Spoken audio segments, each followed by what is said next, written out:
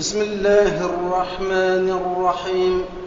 والنجم إذا هوى ما ضل صاحبكم وما غوى وما ينطق عن الهوى إن هو إلا وحي يوحى علمه شديد القوى ذو مرة فاستوى وهو بالأفق الأعلى ثم دنا فتدلى فكان قاب قوسين أو أدنى فأوحى إلى عبده ما أوحى ما كذب الفؤاد ما رأى أفتمارونه على ما يرى ولقد رآه نزلة أخرى عند سدرة المنتهى عندها جنة المأوى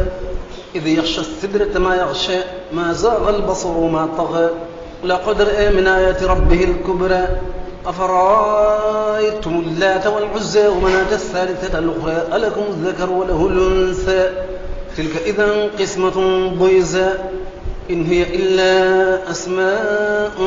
سميتموها أنتم وآباؤكم ما أنزل الله بها من سلطان إن يتبعون إلا الظن وما تهوى الأنفس ولقد جاءهم من ربهم الهدى أم للإنسان ما تمنى فلله الآخرة والأولى وكم من ملك في السماوات لا تغني شفاعتهم شيئا إلا من بعد أن يأذن الله لمن يشاء ويرضى إن الذين لا يؤمنون بالآخرة ليسمون الملائكة تسمية الأنثى وما لهم به من علم إن يتبعون إلا الظن وإن الظن لا يغني من الحق شيئا فأعرض عمن تولى عن ذكرنا ولم يرد إلا الحياة الدنيا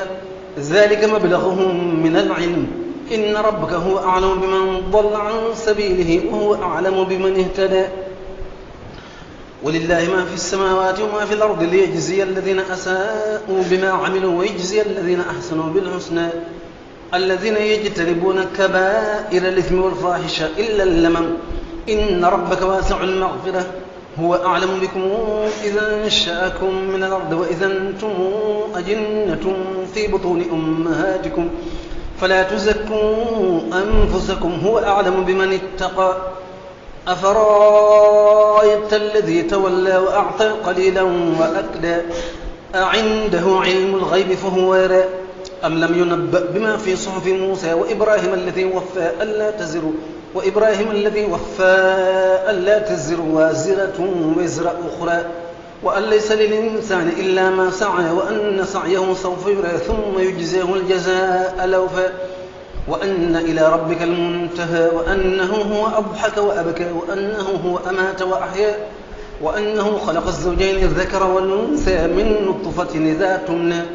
وأن عليه النشأة الأخرى وأنه هو أغنى وأقنى وأنه هو رب الشعرى وأنه أهلك عادا الأولى وثمودا فما أبقى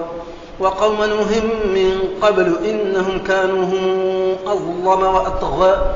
والمؤتفكة أهوى فغشاها ما غشى فبأي آلاء ربك تتمارى هذا نذير من النذر الأولى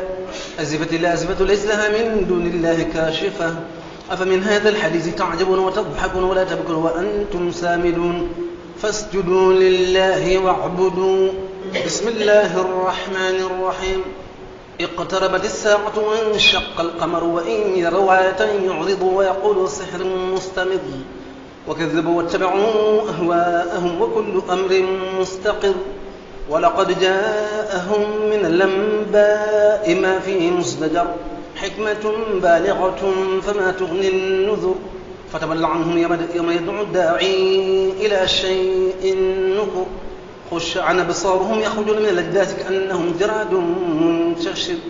مهطعين إلى الداعي يقول الكافرون هذا يوم عصر كذبت قبلهم قوم نوح فكذبوا عبدنا وقالوا مجنون وازدجر فدعا ربه أني مغلوب فانتصر ففتحنا أبواب السماء بماء منهمر وفجرنا الأرض عيونا فالتقى الماء على أمر قد قدر وحملناه على ذات ألواح ودسر تجري بأعيننا جزاء لمن كان كفر ولقد تركناها آية فهل من مدكر كذبت عاد فكيف كان عذابي ونذر ولقد يسرنا القرآن للذكر فهل من مدكر إنا أرسلنا عليهم ريحا صرصرا في يوم نحس مستمر تنزع الناس كأنهم أعجاز نخل منقعر فكيف كان عذابي ونذر ولقد يسرنا القرآن للذكر فهل من مدكر كذبت ثمود بالنذر فقالوا أبشرا منا واحدا نتبعه إنا إذا لفي ضلال وسعر أو ألقي الذكر عليه من بيننا بل هو كذاب نشر سيعلمون غدا من الكذاب الأشر إنا مرسل الناقة فتنة لهم فارتقبهم واصطبر ونبئهم أن الماء قسمة بينهم كل شرب محتضر فنادوا صاحبهم فتعاطى فعقر فكيف كان عذابي ونذر إنا أرسلنا عليهم صيحة واحدة فكانوا كهشيم المحتضر ولقد يسرنا القرآن للذكر فهل من مدكر كذبت قوم لوط بالنذر إنا أرسلنا عليهم حاصبا إلا آل لوط نجيناهم بسحر نعمة من عندنا كذلك نجزي من شكر ولقد انذرهم بطشتنا فتماروا بالنذر ولقد راودوه عن ضيفه فطمسنا أعينهم فذوقوا عذابي ونذر ولقد صبحهم بكرة عذاب مستقر فذوقوا عذابي ونذر ولقد يسرنا القرآن للذكر فهل من مدكر ولقد جاء آل فرعون النذر كذبوا بآياتنا كلها فأخذناهم أخذ عزيز مقتدر أكفاركم خير من أولئكم أم لكم براءة في الزبر أم يقولون نحن جميع منتصر سيهزم الجمع ويولون الدبر بل الساعة موعدهم والساعة أدهى وأمر إن المجرمين في ضلال وسعر يوم يسحبون في النار على وجوههم ذوقوا مس سقر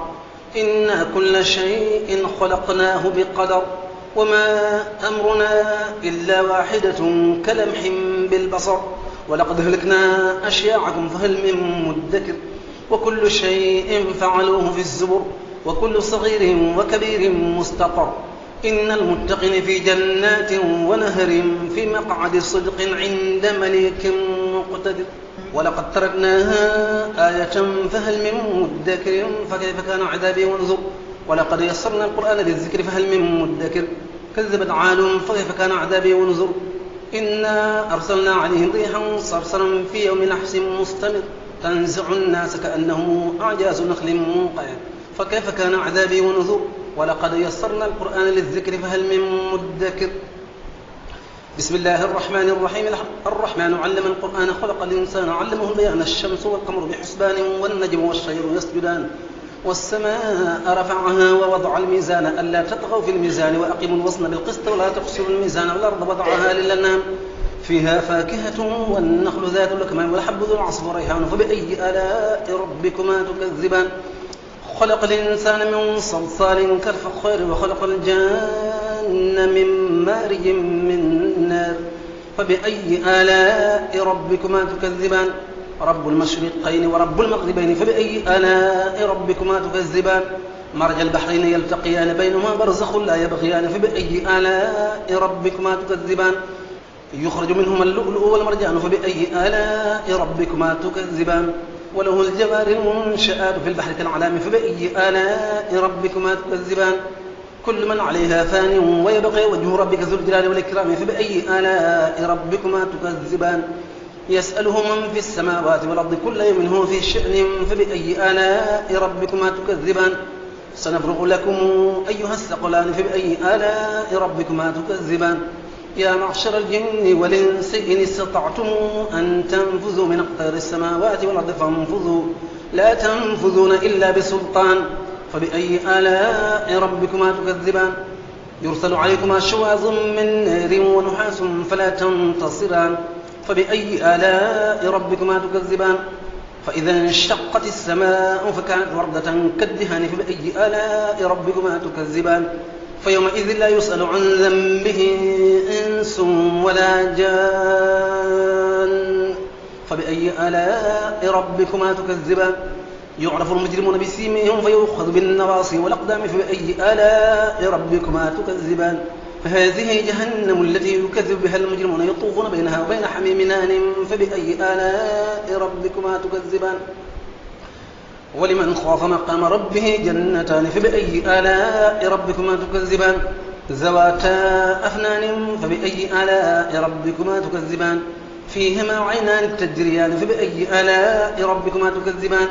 فيهما من كل فاكهة زوجان فبأي آلاء ربكما تكذبان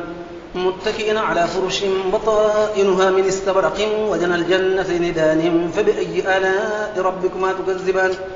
فيهن قاصرات الطرف لم يطمثهن إنس قبلهم